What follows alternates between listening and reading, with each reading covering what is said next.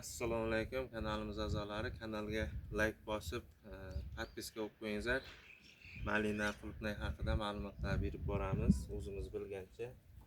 Mana bu ko'chatlarimizni nimaga dastavkalarga tayyorlayapmiz xaridorlarga. Bu ochiq ildiz ko'chatlarimiz o'zi qishdan 10 kun qoldi.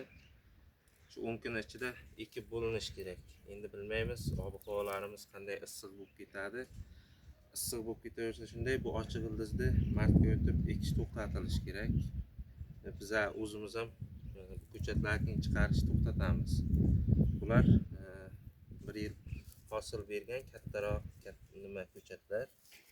Mana shunday ko'rsat. Mana shunday ildizida ko'zchan ishlari bor mana shunday. Bular shu yilda ko'karib chiqib hosil beradigan joylari. Mana shu ko'karayotgan joyi 70-80% bor. Yo'qlarida ham ekilgandan keyin baribir ko'karib chiqadi. Nasib bo'lsa, ildizlari mana yaxshi. Bu rossiyskiy remontant sort, atlant sorti. Bizda faqat shuni ko'chatlari shu sort bor. Bizga qulay tomoni buni issiqqa chidamliligi, hosildorligi yuqoriligi. O'rtacha 25 tonnadan 30 tonnagacha gektardan hosil beradi, 1 gektaridan. Nasib bo'lsa, shunaqa natijani bu yil o'zimiz kutib turibmiz. 2-yilda bu beradi bu narsani. 1-yilda bir to'pidan 1 kilogacha yaxshi agrotexnika qilsa beradi nasib bo'lsa. 2-yildan gektaridan 30 tonnagacha olsa bo'ladi.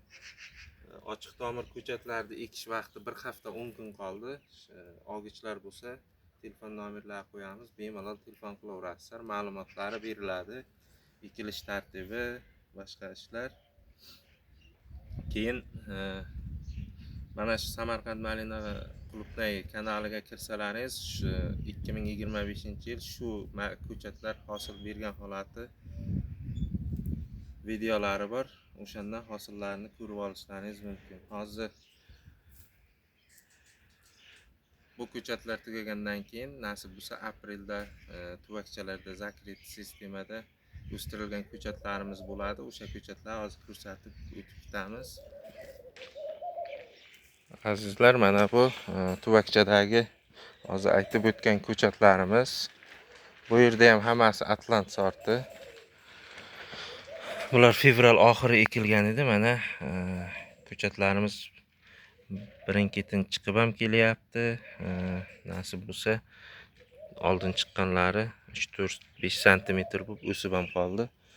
Mana shu holatda hozirchalik ko'chatlarimiz nasib bo'lsa 70-80-90% chiqdi pashti. Aprel oyida bu ko'chatlarimiz tayyor bo'ladi. Endi ochiq ildiz bilan buni farqi ekilgani ochiq ildiz nisbatan bunga yaxshi qaraganda yaxshi bo'ladi. Sababi masalan bitta mana shu ko'chatni o'zi ekilsa, shuni o'zi o'sadi, lateral shoxlari bilan hosil beradi-da bu. Yonboshidan bitta yoki ikkita chiqib bolasi hosil berib, ozgina hosil berib, qolgani uspet qilmay pishmay qolishi mumkin. Ochiq ildizni bitta tuvakchadan ustun holati shu. Lekin agrotexnikani ozuqalarni juda mukammal qilib, o'rganib, tartib bilan yaxshi qaralsa, tuvakchadagi ko'chatlar ham ochiq ildiz ko'chatlarga yetib oladi. O'shanday hosil bera oladi agar yaxshi to'g'ri qaralsa. Buni yaxshi tomoni aprelda eksa ham bo'ladi, mayda eksa ham bo'ladi, iyun oyida eksa ham bo'ladi. Sababi bu ko'chatlarimiz mana bunday tuvakchalarda bo'lgani uchun o'zi ildiz bilan bo'ladi. Mana shu ichidagi o'g'iti bilan birga yerga ekib yuboriladi, ko'karib ketaveradi-da. Masalan, endi men pulim bo'lmadi ochiq ildizga qishda ekkani. Endi kuzda kutaman, oktyabr, noyabrda ko'chat ekaman endi deydiganlar bo'lsa, masalan, hozir ekyapti-yu, yetmay qolyapti yoki da umuman mablag' bo'lmayapti-yu, ekalmayapti, lekin mart oyi yoki aprel oyida ko'chatga puli bo'lyapti. Endi men kuzda ekaman deyotganlarga mana shu ko'chatlarni tavsiya qilaman. Sababi bu ko'chatlar issiqda eksa ham bo'laveradi yozda. Birinchi yilda o'ta kuchli hosil ola olmasa ham, lekin ikkinchi yilda baribir bu yerga o'rnashib, ildizi kuchayib olganligi sabab ikkinchi yilda ochiq ildiz kuzda ekilgani ikkinchi yilda qanday bo'lsa, bu ham xuddi shunday ikkinchi yilda o'zini ko'rsata oladi. Ikkinchi yilda kuchli hosil bera oladi. Bitta ustun tomoni kechroq bo'lsa ham eksak, birinchi yilda kuchli hosil bermasa ham, lekin ikkinchi yilda baribir o'sha sort bo'yicha mana shu Atlant sorti o'zi 17-18 tonna bergan, lekin u Rossiyani iqlimida berilgan. Rossiya olimlari yaratgan sortda bu. Lekin bizda beradi 25-30 tonna beradi. Sababi bizda bahor erta, qish kech keladi Rossiyadan. Ko'p hosil pishmay qolib yoki boshqa nimalar bo'lmaydi-da.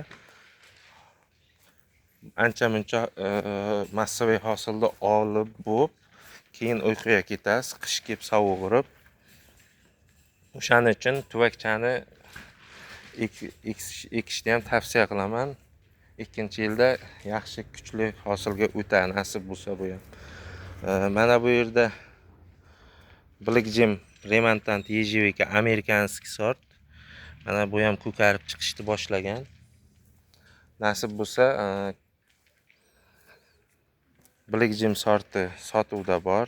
Ejevika Black Remontantni sort bu. Buni narxi 20 ming so'mdan.